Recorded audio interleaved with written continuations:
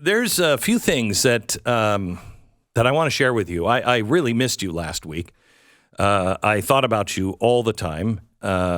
And really, honestly, if I could take people on vacation, my wife wouldn't like this, but if I could take people on vacation, I would. Because, for the first couple of days, it was really, really nice. And I didn't bring my phone, which I don't ever bring, didn't bring my iPad, nothing. And it was really, really nice. And then we went on history tours. And that's when my wife was like, oh boy, he's back.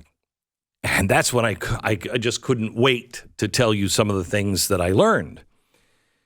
Let me give you a couple of the things. First of all, the entire world is feeling the way you're feeling about your country right now. The entire world is feeling like this.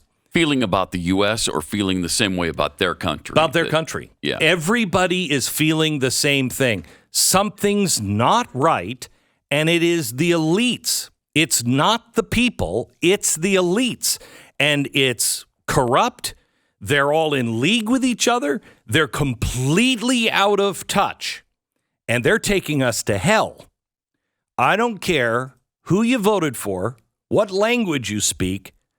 I believe the entire world, the population feels this way. Nobody is reflecting this. Nobody in the press is reflecting.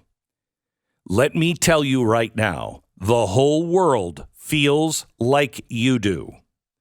Now, most of the world, I don't think, is paying attention to all of the details, and they're not seeing, because they're being convinced by their press and their elites, it's somebody in their country, and the other side, whichever side is not in power, is the problem. And so they're being split just the same way we are. While I spoke to people yesterday, all last week, most people, they didn't even know about the farmers that are protesting just north of their own country. But they did know about Ukraine. Couldn't tell you all of the details of it. But they all said to me the same thing. That's what you guys are doing is crazy, because we all know. That is so corrupt. Where's your money going? They all knew. They couldn't name ESG because nobody over in Europe has explained ESG. Nobody's written a book over there about it. Nobody is allowed to speak about stuff over there. They couldn't name it, but they knew all of the elites were driving to exactly the same place in our country and their country. The government by, of, and for the people.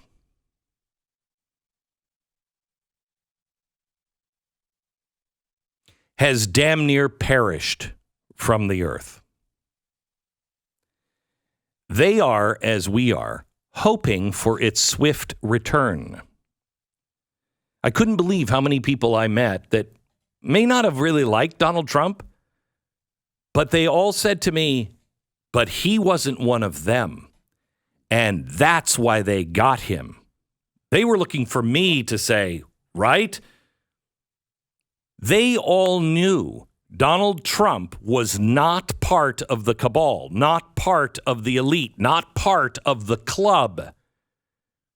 And that's why they all felt and said they knew this is why Donald Trump was taken down. Many that I spoke to weren't aware of the gender insanity in America. That seems to be, it is other places, but it is really an American idea. They could not believe it. They thought they misunderstood. They couldn't believe it when we spoke about it. One guy said to me that America had left its post and the world will quickly realize how important American stability and American justice was. And the comment was, we pray for you to return. We pray for the people of your country to wake up and clean up your own corruption, because we need somebody to support us as we try to do the same in our country, because we're all in the same mess. So the first message I have for you is this is not an American problem. And you need to understand that because that's what's keeping us at each other's throats. It's not an American problem. The most important thing that happened to me while I was on vacation, and I think I'm going to talk to my guy who runs the Blaze today about, I think I need to go back and spend a couple of weeks just filming some things and teach history. If you don't know history, you won't know the future. And I really thought I would learn an awful lot about Michelangelo, et cetera, et cetera. And I did. I learned about art and architecture. I had these really great people that we had hired to take us around and show us everything. And as art and architecture came alive to me, I realized, wait a minute, this is the way people used to tell stories. So each of these paintings, each of these buildings were built in such a way or placed in such a place to be seen to tell a story. Because back then, most people couldn't read. We know this from the carvings of the Knights of Templar, the cathedrals of Europe, the paintings of Leonardo da Vinci, Botticelli, Michelangelo, the sculpture, David. I completely understood in a way I've never understood. It's almost as if these things spoke to me in a way I have never heard or thought about before. All week, my guides kept answering relentless questions. At one point, one of them turned to me and said, "Are your children like this?" And I said, "Yes, actually." And she said, "Wow, that's good." I was asking questions that she kept looking at my wife going, "Oh," and we would stop. Because she would always say, "We've got about 2 hours unless you ask questions." And it would end up being 4 hours, and we still wouldn't have completed everything. And she didn't understand. She thought at first they were unrelated questions about things, art, architecture, people, history. But what she didn't know is I was going home every night, and I was reading more about another topic that I saw was directly aligned with what I was learning. And so before I left,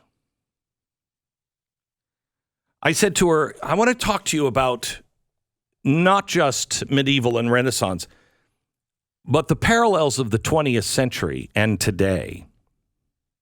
And I shared with them what I had found. And at first, they didn't understand, and it was kind of a language barrier. And then they were like, "Oh, no, but that's not possible. You would need this, this, and this. And because I had done my homework, I presented the this, and this to them. And then they couldn't unsee it. Then they were like, "Oh, my gosh, how did we not see this? How has this been? Really? Hang on, I've got to look that up myself." They couldn't believe it. Part of me didn't want to believe it, but there it was, standing and staring the world in the face. And I couldn't believe I hadn't seen it before, nor has anyone else. I've looked it up. One person kind of went in this direction and were quickly shut down. One.